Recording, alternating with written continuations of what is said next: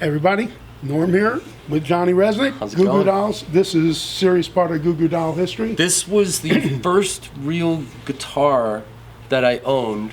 I bought it in 1990. It was an ESP, which we later renamed Les Paul on the headstock. And in 1990, this was the only guitar I owned, and we had to hire a guitar tech to come on the road with us who owned another guitar, so I had a backup when we were traveling. So you don't really think lawyers suck, do you? When they're on my side, they don't, you know. But it was originally it was canary yellow. It was this insane yellow color, and so it was. And then we wrapped it in electrical tape, and I see you got a couple banjo tuners on here too. Yeah, that's unusual. Because I use a lot of alternate tunings, and I didn't have any other guitars, so we got this brilliant idea to use two banjo tuners, and there used to be a hip shot down on to make the low E a D. This would tune the B up to a C, and this would tune the E up to an F sharp. Yeah. So we could use all sorts of alternate tunings to play songs like Broadway and things like that. So this guitar saw a lot of work. Right? Oh, this was with us until we opened for the Stones on the No Security tour, and I got that sticker and put it on there when we started the tour with them. And Very cool. And we got to do that tour with them, and Very nice. yeah. Let's get a pen and do the number on it. Silver. Silver again? Silver Yeah. on this guy. Okay. Okay. I'll be the easel.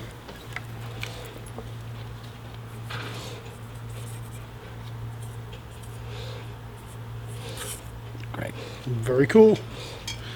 Johnny's first real That was my first real pro guitar. quality Yeah. Cool. He's got this guitar that he used on Name, right? Yes, this was we used this on tours from I say '96 to about 2001, when I started using Taylors on the road, and this was the Name guitar. Name was actually the first song we got played on the radio, and this was the guitar that I used, you know, live. Unusual without the F holes. Yeah, and there's the- nothing in it, but you know, we were still using wedges back then, so you couldn't have an open hole guitar before we went to feedback and all that. before we went to in-ears. So this was the guitar that sounded the best, and it still holds that tune almost 20 years later.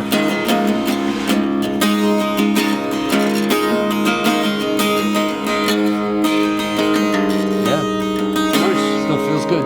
Thank you, my man. Well, and that was with you for quite a while, too. It was with, well, obviously, yeah.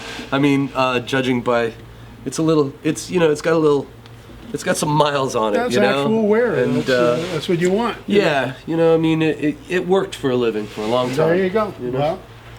Well, so we'll use a silver pen on this guy. Okay. I'll be the easel.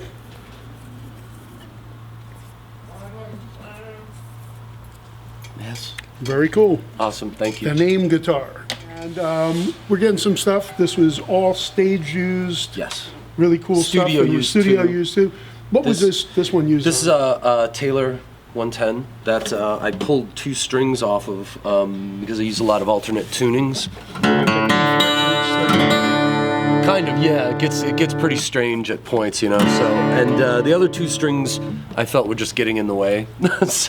So this was used in the studio when we recorded the album Let Lovin' in 2006. Cool. And use that tuning. And I used this actual guitar to play the acoustic part in Let Lovin', and when I went into the warehouse to look for it, it was still tuned to that. Same way. Well, a little out of tune. It was close, but. So if anybody knows that song.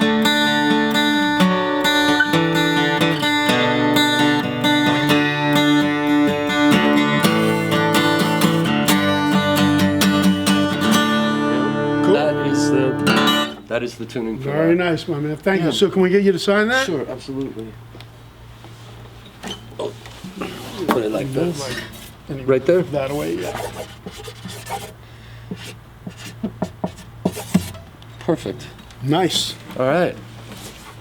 We got this guitar. You call this one Greta, right? I call it Greta. Yeah, it's a Gretsch guitar.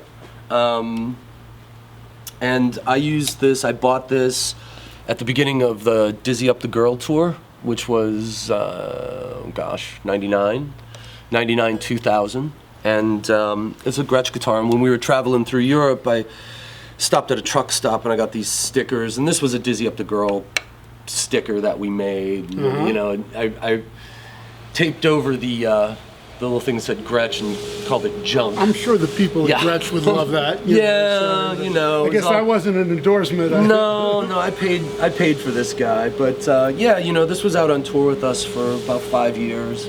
What did you use this one on mainly? Broadway was always a song that this went to. It was also in a couple of guitar magazines as well. Cool. You know, so you know it you know, once again, it was a working man's guitar, you know, for a long time. And, well, you're a working man, and that's, you know.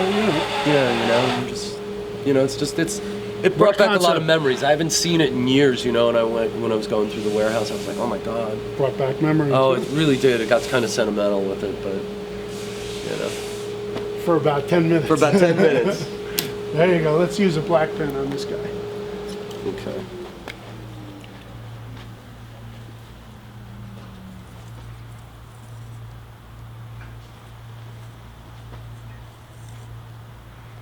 Cool. There you have it. Greta. Well, we're talking about this guitar right here, which is a cool PRS that Yes. Johnny just signed. And there's some history with this guitar, right? Yeah, this is a MIDI guitar, and I was using it to try and experiment with keyboard parts because I can't play keyboards. So I was trying to do it with a guitar, and it worked pretty well. You know, it worked pretty well. But Can add a lot of effects that way too. yeah, you can do a lot of really interesting things. You know, like doubling guitar parts with weird keyboard things that you wouldn't. I mean, you know, the fingering for something is much different than than a piano player would use. And what did you use this on? But this guitar actually, we only used it in the studio, and we used it on for the first Transformers soundtrack. Wow. Yeah, we wrote a song for the film, and we put it in Nashville tuning, and then made an alternate tuning out of it, which it's still in. Very cool. Yeah.